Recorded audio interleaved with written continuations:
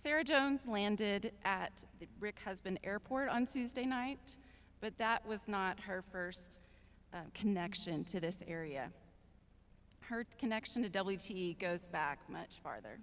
When she was teaching at the University of Salford in Manchester, England, she met a WT professor there, Dr. Butler Kane. They were at a conference, the World Journalism Education Congress in Belgium in 2013, and during a break between sessions, they had a conversation. And she mentioned an idea of recruiting university students from around the world to broadcast news and share it via a collaborative program she dubbed the Global News Relay. WT students participated in that debut of Global News Relay in 2014, and they were invited to share their voices again the next 2 years, along with students from the UK, India, Malaysia, Norway, and Australia. Sarah created and launched that program. So not only is Sarah a journalist at heart, but she is an entrepreneur. She identified needs and took on risks to fill those voids. Back in 2014, Sarah visited the schools participating in GNR, including a brief stop in Canyon, which is when I first met her. She spoke to my new media class in the Department of Communication. She talked about the dramatic changes that were happening in news production because of technology. She explained how she once produced stories with a whole team of people, a separate camera person, a separate reporter, a separate producer, and all sorts of equipment. But now she could carry everything in her purse and do it all herself.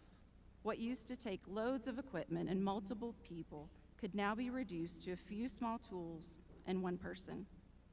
From World News Relay to virtual reality, Sarah has demonstrated innovation, and I believe that's what's propelled her into her role as the head of the School of Media at Birmingham City University. She has a passion for media, a passion for technology, a passion for storytelling. There was another famous storyteller who once lived where she lives, in Stratford-upon-Avon. You may have heard of him. Her first story to air was on the news in the UK was about a giant bunny.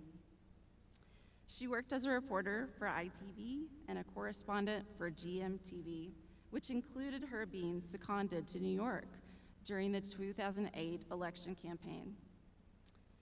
She studied at the University of Warwick and Cardiff University. She is taught at the University of Salford, Coventry University, and is currently head of School of Media at Birmingham City University. Perhaps not as relevant, but I wanted to throw this in there. She's double jointed, which resulted in a deduction of points on her scores as she competed with the London Rockets cheer team. And her favorite band is Guns N' Roses, Slash in particular. Sarah is fascinated by new tools to create immersive storytelling. She's created 360-degree films on Irish dancing, a Hong Kong market, and a ghost town on the Texas-New Mexico border. She's an Apple Distinguished Educator and a recipient of a grant from the Google Digital Initiative Project. Sarah has driven a go-kart, eaten, slept, boxed, and even flown on the wings of a plane, all while wearing a virtual reality headset, as she broke a record last year and lived for 48 hours in VR. It's an honor to introduce her to you. Please help me welcome Sarah Jones.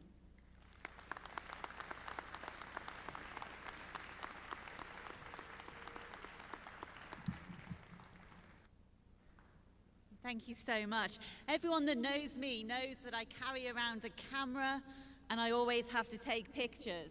So after 3, you need to shout, "Go Buffs." 3, 2, 1.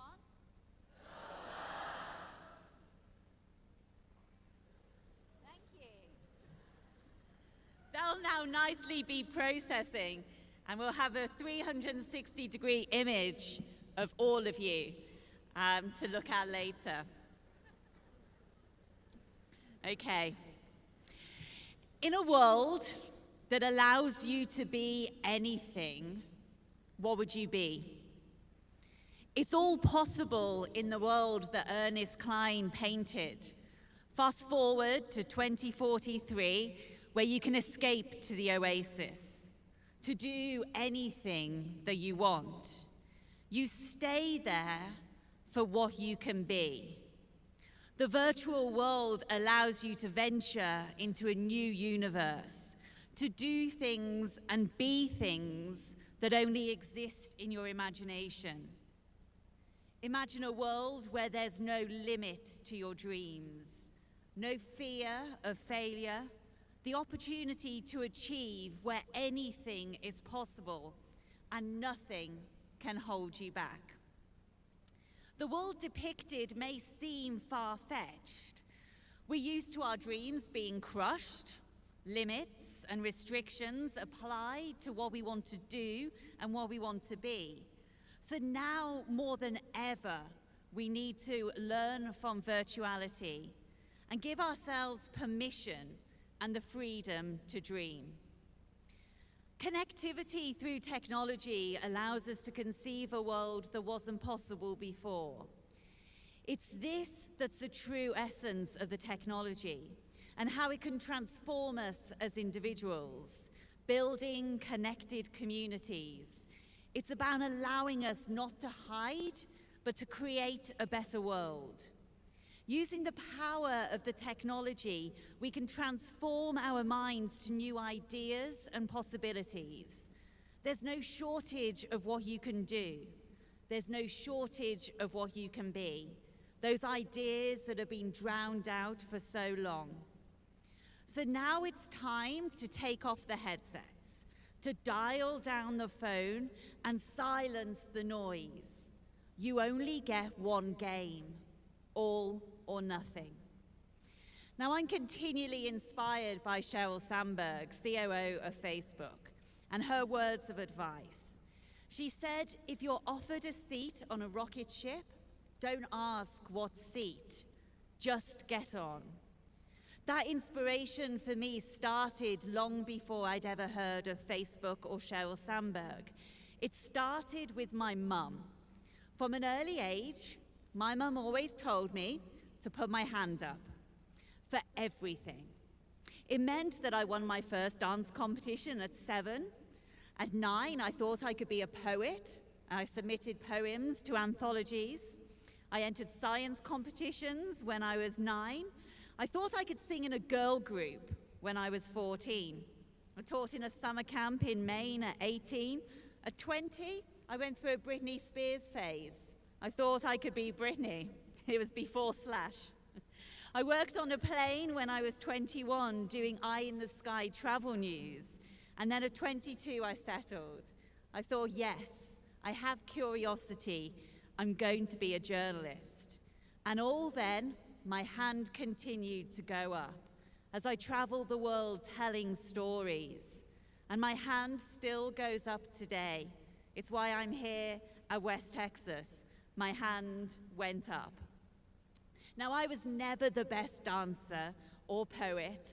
I could never sing, but none of that mattered because it was about being there and taking advantage of any opportunity. The media narrative is stacked up against you. It's awful. It tells you that you, the youth, are disengaged, that the job market is poor, that you're all going to be replaced by robots. And that narrative is set out to scare you, and it's not true. Now is the best possible time. It's the best possible time for you, because it's a time when you can create new worlds, new possibilities, new ways of doing things, and that's really exciting. It's up to you to change how we do things. Now, you've all been reading Ready Player One, a great book. And there's 2 key messages that we need to take from these. 2 themes crucial to achieving success. The first is perseverance. Everything is stacked against Wade. His experience level, socioeconomics, despite the level of opposition and what all the noise and chatter says, Wade perseveres, barely doubting himself, strapping on the headset with determination to track down those keys. Because it's simple. It's not rocket science. If you give up, you won't win. It took them 5 years to tear apart the clues left in the oasis to find the magical copper key. Many gave up. Wade and his friends persevered. As he says in the book, I made a silent vow not to go outside again until I had completed my quest. The determination, the commitment, and the perseverance is clear.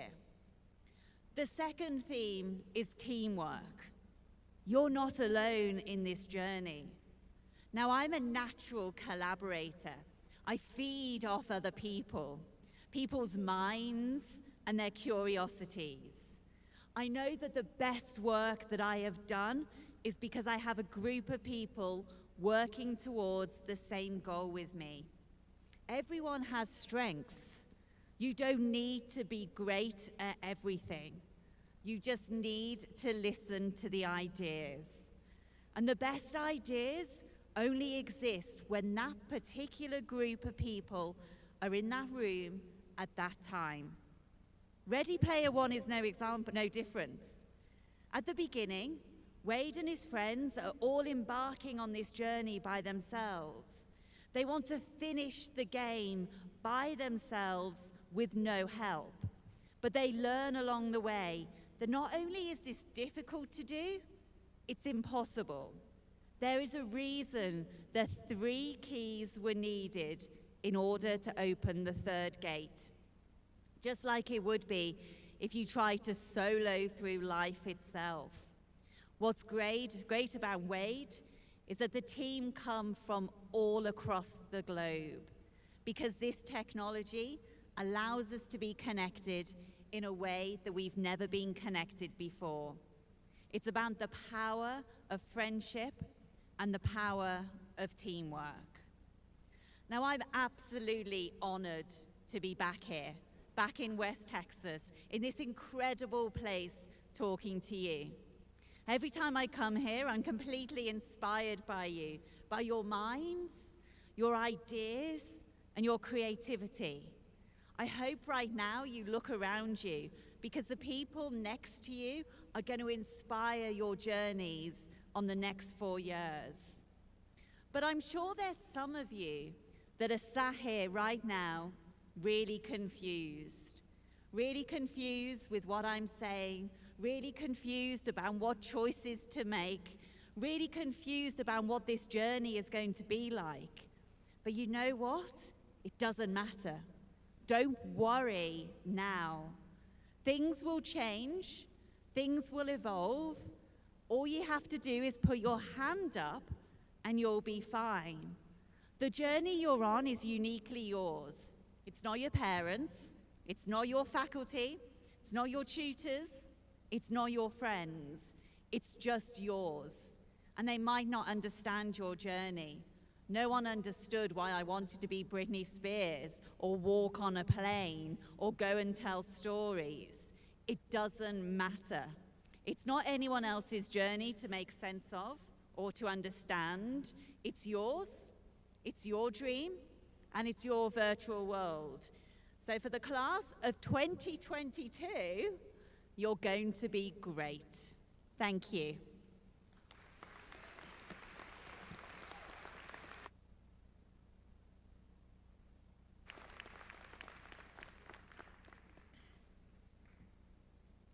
Thank you for those inspiring words. I know that all of us who are gathered here today will remember the thoughts and the insights you've shared with us.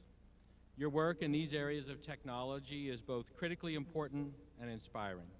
Your ability to address global issues through your work is commendable, and we are energized by your passion for these important topics. Let's give our speaker one more round of applause.